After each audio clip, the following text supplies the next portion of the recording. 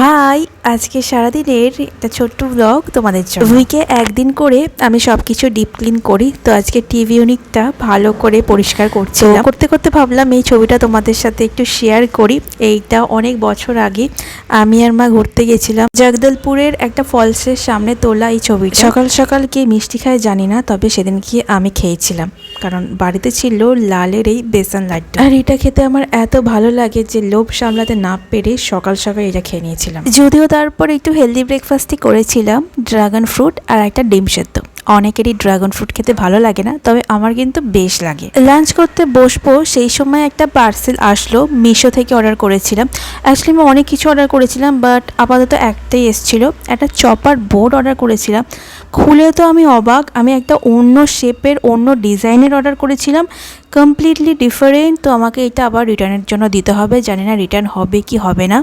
আজকে লাঞ্চে ছিল লাউয়ের তরকারি আর সয়াবিনের কারি। লাঞ্চ করতে করতেই ভাবছিলাম যে সবার তো ধুরন্ধর 2 দেখা হয়েই গেছে, আজকে তো আমাকে দেখতেই হবে।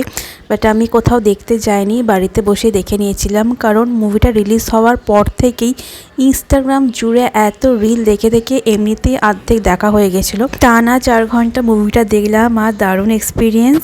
ডিনারের জন্য বাইরে থেকে অর্ডার করেছিলাম মশলা কুলচা, আর বাড়িতে মা বানিয়েছিল এক তড়কা। সো আজকের ব্লগটা এই পর্যন্তই। ভালো লাগলে সাবস্ক্রাইব করতে কিন্তু ভুলো না। ওকে, বাই।